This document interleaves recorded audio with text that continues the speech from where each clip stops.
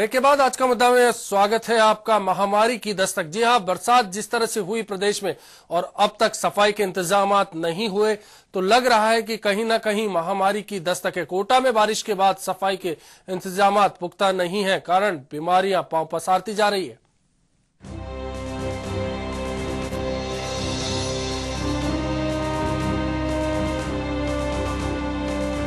प्रदेश भर में बाढ़ के हालातों के बाद अब मौसमी बीमारियों की आफत लोगों के लिए मुश्किलें खड़ी कर रही है। संभाग के सबसे बड़े अस्पताल एमबीएस में मरीजों की संख्या में इजाफा हो रहा है, तो सरकारी डिस्पेंसरियों में मरीजों को इलाज के लिए भटकना पड़ रहा है। सामुदायिक स्वास्थ्य केंद्रों पर दवाइयों का टोटा है, तो विभाग अपनी जिम्मेदारियों से पल्ला झाड़ता नजर आ रहा है। शहर में जगह जगह गंदगी का आलम है। बारिश के बाद कई इलाकों में पानी जमा होने से मच्छर पैदा हो रहे हैं। ऐसे में अब लोगों को महामारी का डर सताने लगा है। सफाई का जिम्मा नगर निगम के पास है, लेकिन वो भी नाकाम साबित हो रहा है। शिक्षा नगरी की तरक्की के लिए भले ही बड़ी बड़ी योजनाओं के दावे किए जा रहे हों, लेकिन सफाई के मामले में कोटा पिछड़ता जा रहा है। आवाम परेशान होकर नरकीय जीवन जीने को मजबूर है। हालात इतने बदतर होने के बावजूद मौसमी बीमारियों को पनपने से रोकने के लिए कोई कार्य नहीं किए जा रहे हैं। जगह जगह पानी इकट्ठा हो रहा है, नदी नालों का भी ड्रेनेज वहाँ पे पानी है, तो ऐसे में मच्छर जो है उसका लाइफ साइकिल जो है वो मच्छर की ज़्यादा होता है, और मच्छर जो ज़्यादा से ज़्यादा पैदा होंगे तो मच्छर जनित रोग जिस तरह मलेरिया, डेंगू, ये सब अब देखने को मिलेंगे। मलेरिया जैसे कहते हैं अपन, मच्छर के फैलाव से बढ़ता है, ये सब लार्वा उनको खत्म करना चाहिए। डीटी के पाउडर टाइम पे छिड़कना चाहिए। वो सब नहीं हो पा रहा टाइम पे मैडम, बिल्कुल नहीं हो पा रहा। पहले हमारा स्टाफ सन 73 में 150 का था, और अभी मतलब सिर्फ 50-60 आदमी है हमारे इंतजार में काम। स्टाफ की कमी और अब क्या है कि स्टाफ की कमी है। दूसरी बात, उनसे और भी काम मतलब करते हैं, जैसे डिस्पेंसरी में लगे हुए हैं। राजस्थान में बाढ़ के हालातों के बाद अब मौसमी बीमारियों का खतरा बढ़ता जा रहा है। मरीजों की संख्या में इजाफा हो रहा है, तो सरकार की व्यवस्थाएं पूरी तरह से नाकाम साबित हो रही है। ऐसे में जरूरत है संबंधित विभाग को अपनी अपनी जिम्मेदारी निभाने की। कहीं ऐसा न हो कि लोग महामारी के खतरे से घिर जाए। कोटा से पीयूष प्रत्यक्ष के साथ मैं सुरक्षा राजौरा, HBC न्यूज। वहीं कोटा के नजदीक भवानी मंडी में भी हालात बेहतर नहीं है। यहां तो चिकित्सा व्यवस्थाओं पर भी सवाल खड़े होने लगे हैं।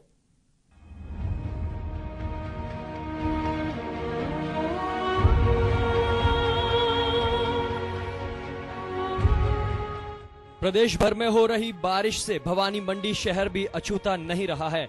सरकार के द्वारा जारी आपदा प्रबंधन के प्रति उदासीनता यहां पर भी साफ देखने को मिली है, और अब यहां पर मौसमी बीमारियों ने भी पैर पसारने शुरू कर दिए हैं। बारिश में नियमित सफाई नहीं होने के कारण पूरे शहर में गंदगी का आलम बना हुआ है। नगरपालिका प्रशासन और अस्पताल प्रशासन की तरफ से बीमारियों को रोकने के कोई भी इंतजामात नहीं किए गए हैं। यहां के प्रमुख डॉक्टर JK अरोड़ा साहब ने बताया कि बारिश में मौसमी बीमारी बढ़ जाने का खतरा बना रहता है। शहर में जगह जगह पानी भरने से मच्छर भी पैदा हो गए हैं, जिनसे कोई भी गंभीर बीमारी फैलने का अब खतरा बढ़ गया है। नगर पालिका भी अपने खोखले वादों के अलावा कुछ भी नहीं कर पा रही है। शहर के इतने बुरे हालात को देखकर लोगों को काफी परेशानी उठानी पड़ रही है। कार्यकर्ता से नगर पालिका से कहते हैं कि हमारा काम नहीं है, जो इनके काम करने वाले आते हैं। नगर पालिका इसमें ध्यान नहीं देती है, क्योंकि इसमें नगर पालिका को कमाई नहीं होती है। कमाई वाले ठेके पे ज्यादा ध्यान देती है नगर पालिका। साफ सफाई बदबू इतनी ज्यादा है यहाँ पे कि आप खुद ठहर नहीं सकते। लेडीज, बीवी, बच्चे जो भी है सभी लोग दुखी है यहाँ पे। और ये देखो यहाँ पे सुअर और गंदगी का ढेर है, यहाँ पे मच्छरों की भरमार है। भवानी मंडी से लोकेश मकवाना की रिपोर्ट।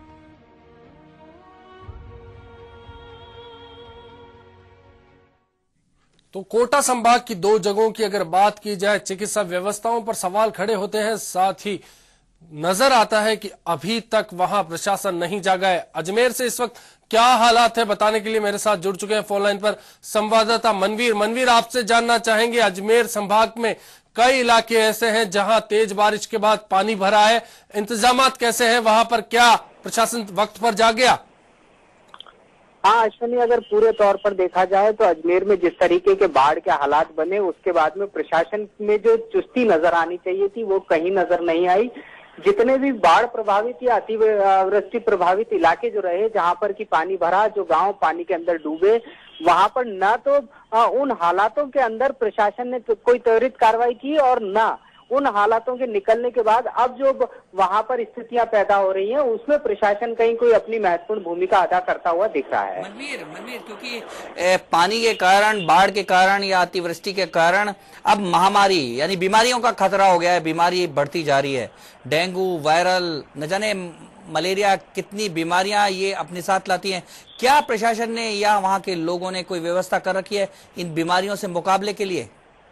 हाँ प्रताप जी, अगर सीधे तौर पर मैं बात करूं और एक छोटा सा उदाहरण हम हमारे दर्शकों को देना चाहेंगे। अजमेर संभाग मुख्यालय है और संभाग मुख्यालय के हालात से हम अंदाजा लगा सकते हैं कि अजमेर संभाग के अंदर इस तरह के हालातों के निपटने के लिए प्रशासन ने क्या इंतजाम किया। अजमेर संभाग मुख्यालय के ऊपर जितने भी एस्केप चैनल हैं, बरसाती नाले हैं, वो गंदगी से अटे पड़े हैं।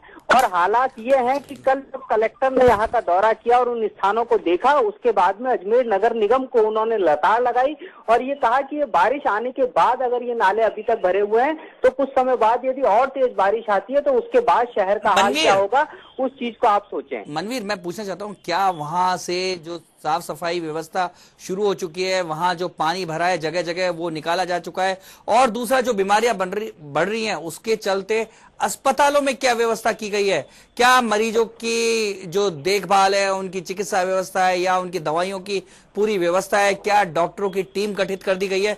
जिन गांवों में हालात खराब हैं वहां क्या चिकित्सा टीमें भेजी गई हैं? वही चीज मैं प्रताप जी आपको बता रहा हूं कि ये हालत जब कलेक्टर ने दौरा किया है, उसके बाद में अजमेर नगर निगम ने बरसात के इस दौर में जितनी भी नालों की गंदगी थी वो सड़कों पर उतार दी है और नतीजा जो बीमारियां हैं वो बहुत तेजी से बढ़ रही हैं। और अगर हम प्रशासनिक इंतजामों की बात करते हैं बीमारियों को लेकर, तो चिकित्सा और स्वास्थ्य महकमे के हालात ये हैं कि जो बरसात के बाद में खासतौर पर मलेरिया की रोकथाम के लिए इंतजाम किए जाते हैं, वो इंतजाम तक अभी तक मुकम्मल नहीं किए गए हैं। और जो मानसून पूर्व जिस तरह की बैठकें आयोजित की जानी चाहिए और जिस तरह के प्रशिक्षण दिए जाने चाहिए, वो प्रशिक्षण कार्यक्रम बरसात आने के बाद अब जाकर चिकित्सा और स्वास्थ्य विभाग अपने चिकित्सकों को ये जानकारी दे रहा है कि अगर मलेरिया होता है तो आपसे किस तरीके से निपटना है। मनवीर, एक सवाल है कि क्या इन दिनों किसी चिकित्सालय का दौरा किया और वहां क्या व्यवस्थाएं मिली? व्यवस्थाओं की अगर हम बात करेंगे तो लगभग सभी अस्पतालों के अंदर, सभी अस्पताल नहीं मनवीर, किसी खास अस्पताल का बताओ जहां मरीजों की संख्या बढ़ी हो और वहां के हालात बिगड़ रहे हो। अगर हम संभाग के सबसे बड़े अस्पताल जवाहरलाल नेहरू अस्पताल की बात करते हैं प्रताप जी, तो वहां के भी हालात मौसमी बीमारियों के चलते बिगड़ रहे हैं। आम दिनों की अपेक्षा लगभग दुगनी संख्या के अंदर मरीज अस्पताल पहुंच रहे हैं और उन मरीजों को संभालना किसी एक डॉक्टर के लिए या पूरी चिकित्सीय टीम के लिए परेशानी का सबब बना। धन्यवाद। प्रताप जी, बिल्कुल नजर आ रहा है दवाइयां पुख्ता नहीं है, डॉक्टर्स नहीं मिलते वक्त पर, साथ ही इंतजामात में भी कमी है। अश्विनी, मुझे लगता है कि शायद बाकी प्रशासन के साथ, आम लोगों के साथ मीडिया को भी कभी काफी अवेयर करने की जरूरत है, क्योंकि अभी सारे का सारा मीडिया केवल बाढ़ के हालातों से लगाए, लेकिन जो महामारी के हालात की जो आशंका है उससे जूझने के लिए अभी से मीडिया को सक्रिय होना पड़ेगा, लोगों को जाके वहां की व्यवस्थाओं को देखना होगा। गौर करने लायक है कि अगर हमने कोटा की तस्वीर देखी, अजमेर का हाल जान लिया और बाकी जगहों का भी हाल देखा, सरकार सिर्फ राजधानी पर ध्यान दे रही है। सरकार का जो पैकेज है, व्यवस्थाएं हैं, वो सिर्फ राजधानी के लिए। अश्विनी, अभी तक तो ये बात आती थी कि राजधानी के लिए कुछ नहीं है। जब राजधानी के लिए दे दिया जाए तो कहा जाता है कि केवल राजधानी के लिए, ऐसा नहीं है। राजधानी के लिए काफी जरूरत थी, क्योंकि जिस हालात में यहाँ जिस तरह से पानी भरा था, जो बाढ़ के हालात यहाँ बन गए थे और जिस तरह से ब्लॉकेज था, जिस तरह से पानी निकालने की जरूरत थी, निश्चित तौर पे यहाँ इतने धन की जरूरत थी। लेकिन देखने की ये जरूरत है क्या राजधानी में, क्योंकि प्रचार ज्यादा होता है राजधानी का, यहाँ मीडिया होता है, पूरे राष्ट्रीय स्तर पे इसका प्रचार हो जाता है।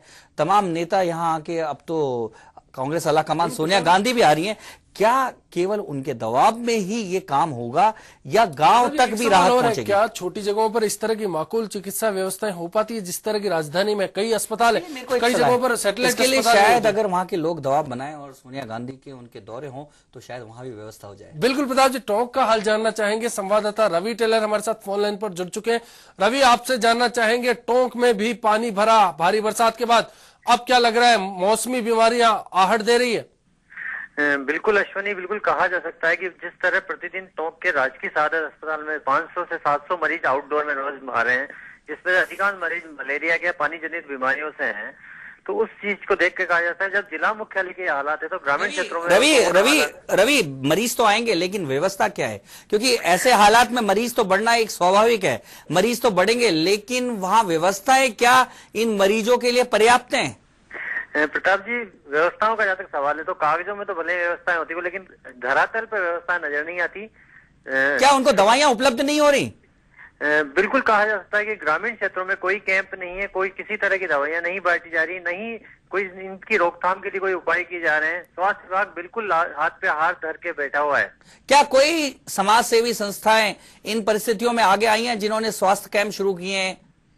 नहीं कहा जाता। समाज सेवी संस्थाएं वही काम करती है, वही काम हाथ में लेती है। ऐसे मामलों में भी दिखने को आया है जो स्वयं सेवी संस्थाएं होती है, जिनमें उनको कहीं ना कहीं खुद का लोभ नजर आता है। ये जनता के इससे जुड़ा हुआ मामला यहाँ स्वास्थ्य विभाग और स्वयं सेवी संस्थाएं दोनों के नकारात्मक भूमिका देखने को मिल रही है। और पानी जनित जो बीमारियां हैं, जो मच्छरों से पैदा होती है, मलेरिया जैसी बीमारियां पसार रही है, लेकिन जनता को राहत देने की कोई खबर कहीं से नहीं नजर आ रही है। धन्यवाद रवि। अश्विनी, एक ये दूसरा पक्ष भी सामने आ रहा है कि अभी तक मैं रवि की इस बात से तो सहमत नहीं हूं कि केवल लोभ और लालच में ही समाज सेवी संस्थाएं काम करती हैं। मेरा मानना है कि शायद चेतावनी और चुनौती को वो समझे नहीं है और जगने में उन्हें देर नहीं हो जाए। इसलिए हमारा ये जो आज का मुद्दा जो है उसका मूल कारण यही है कि समाज सेवी संस्थाएं जगें, सरकार का चिकित्सा विभाग जगे, आम लोग जगें, पीड़ित लोग जगें और जो नहीं पीड़ित हैं वो पीड़ितों को सहायता पहुंचाने के लिए जगें। क्योंकि महामारी का मुकाबला हमें नहीं करना है, महामारी को वापस भगा देना है, इसलिए जागरूकता की जरूरत है। दो बड़ी समस्याएं सामने आई। पहली चीज की अस्पतालों में दवाएं वक्त पर नहीं मिल पाती, पूरा जो स्टॉक है वो अवेलेबल नहीं है, उपलब्ध नहीं है। दूसरी बात, चिकित्सक वक्त पर या तो ड्यूटी नहीं देते या फिर नदारद। ये सामान्य दिनों की बात है, लेकिन यदि चिकित्सा विभाग जग गया, यदि आम लोग जग गए, समाज सेवी संस्थाएं जग गई, तो निश्चित तौर पे ये सारी व्यवस्थाएं भी सुधरेंगी। और ये एक ऐसा मौका है अश्विनी, इसमें हम किसी की कमी और किसी की ड्यूटी के चार्ट को देखने के बजाय हम इस बात को देखें कि क्या पीड़ित तक सहायता पहुंचाने का क्या माध्यम हो सकता है। तो इस बात पे यदि जोर देंगे तो शायद हो सकता है कि जो लंबे समय से ड्यूटी पे नहीं आ रहे हैं डॉक्टर, उनको भी हम प्रेरित कर सकें कि वो कम से कम ऐसे मौके पे तो जाएं और ऐसे मौके पे तो करें कि उन्होंने जो चिकित्सा का पेशा अपनाया है वो उन्होंने पूरा किया है। बिल्कुल प्रताप जी, भरतपुर की भी अब बात कर लेते हैं। मौसमी बीमारियों की रोकथाम के लिए यहाँ कोई इंतजाम नजर नहीं आते, अस्पताल में चिकित्सक पूरा वक्त नहीं देते और ऐसे में मरीज परेशान नजर आते। लगातार बारिश के बाद भरतपुर में जगह जगह भरा पानी अब यहाँ की जनता के लिए मुसीबत बन चुका है। एक और जल भराव की समस्या से यहाँ जनता परेशान है, तो वहीं जगह जगह भरे पानी से उत्पन्न होने वाली गंदगी अब महामारी का बड़ा कारण बनती जा रही है। ऐसे में यहाँ के अस्पतालों में इन दिनों मरीजों की भारी भीड़ देखने को मिल रही है, लेकिन चिकित्सक आराम फरमाने से बाज नहीं आ रहे। यूँ तो यहाँ के जिला अस्पताल में चिकित्सकों का सुबह का समय 8 से 12 बजे तक है, लेकिन सभी चिकित्सक 11 बजते ही अस्पताल से अपने अपने घरों की ओर रुख कर लेते हैं। ऐसे में दूर दराज के क्षेत्रों से आने वाले मरीजों को भारी परेशानियों का सामना करना पड़ता है। यहाँ 11:30 बजे आ गया था और मुझे सारे लोग बंद मिले, तो यहाँ 1-1.5 घंटे नहीं रुक सकते डॉक्टर। तो बताओ, प्राइवेट हॉस्पिटलों में ये पूरी रात और दिन कमाई कर लेते, क्या इन्हें फीस का लोभ है कि ये यहाँ 2 घंटे नौकरी नहीं कर सकते? ऐसे में अब सवाल यही है कि आखिर कैसे मरीजों को चिकित्सा सुविधा मिल पाएगी और कैसे उनका इलाज हो पाएगा। दिनों हुई बारिश के बाद भरतपुर में जलभराव की समस्या जहां जनता के लिए अब जी का जंजाल बन चुकी है, वहीं यही जलभराव से उत्पन्न होने वाली गंदगी अब यहां पनपने वाली महामारी का एक बड़ा कारण बनती नजर आ रही है। ऐसे में जहां अस्पताल में भारी भीड़ देखी जा रही है, तो अस्पताल प्रशासन जनता को इन बीमारियों से छुटकारा दिलाने में काफी नाकाम नजर आ रहा है।